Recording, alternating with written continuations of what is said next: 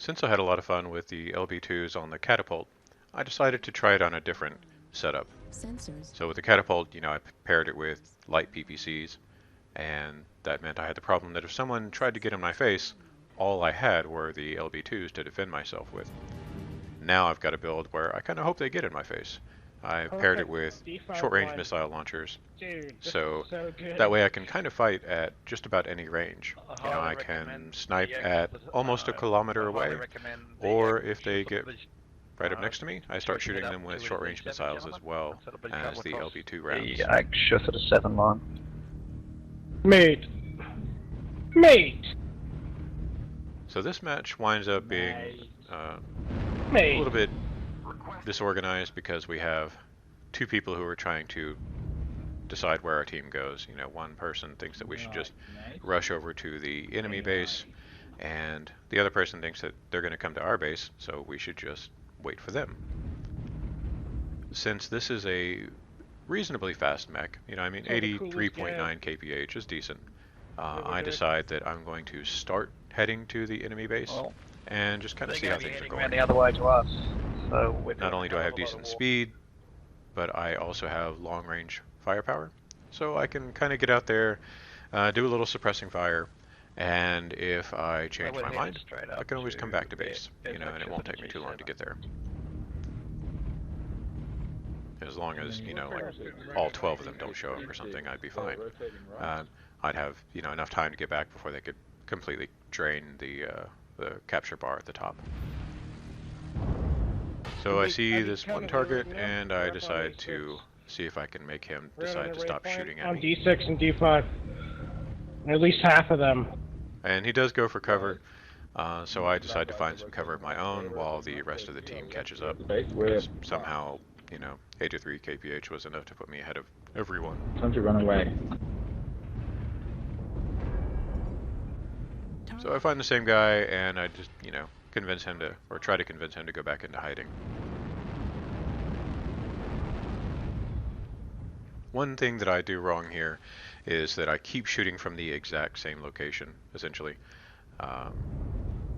And so I really need to try to move around more. If you, especially here in a moment, I'll expose for a while, right here. So if anyone had seen that I'd been shooting from the spot, it would have been easy to nail me. Thankfully, there was only one guy who was really paying attention, and he was hiding behind a building. So I clearly at this point decided that I should go back to base. They coming to cap our base. I think they had like four guys incoming, and we only had a couple who were staying behind, 2 or 3. But even out of those who were staying behind, one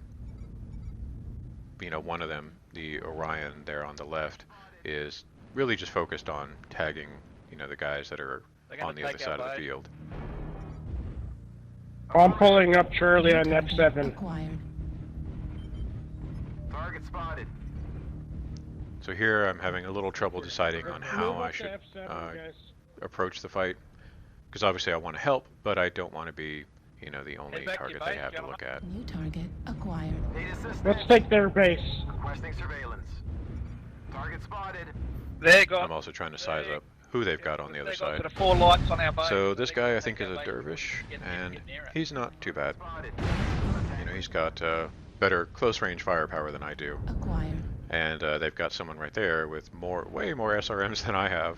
It's actually quite a bit of firepower, but thankfully it all went into my right arm, or almost all, right arm and right leg. And in this build I don't have anything in the arms, so they're just basically there to absorb some damage.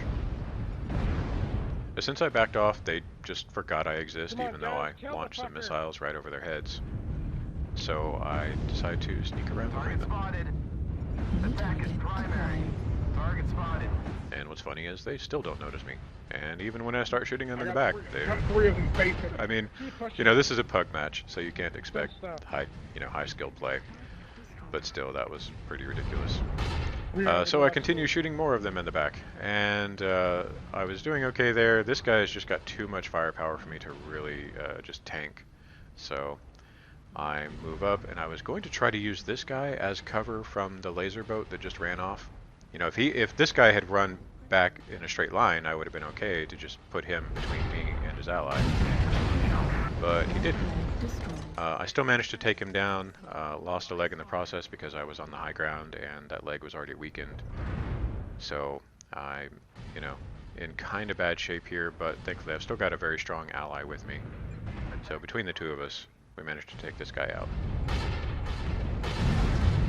Attack is prime. Target spotted. Now before, like I said, I was a pretty mobile mech and I could get Hit the across the flanker, battlefield if I Stabber. needed to.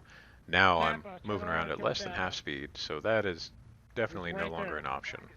So I decide to just sit on our base. If I'm on the base, the only way that someone else can capture the base is if I'm dead. So, you know, that would at least buy my ally in the Orion some time if that did happen. So first I'm just checking around to see if there are any more reinforcements. And since I, you know, only have one leg and one ally, I'm a little paranoid and I spend maybe, I don't know, maybe too much time looking around. I'm not sure.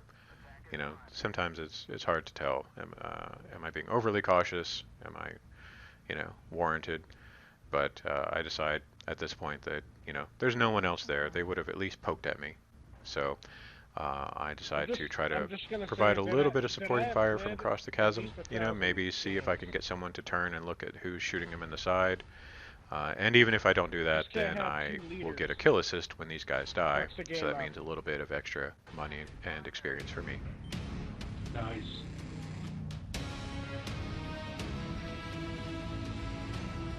So the score will pop up here in a moment, and you'll see that I got a couple of kills, did some decent damage, chopped off a few components, and that was all in just one quick fight.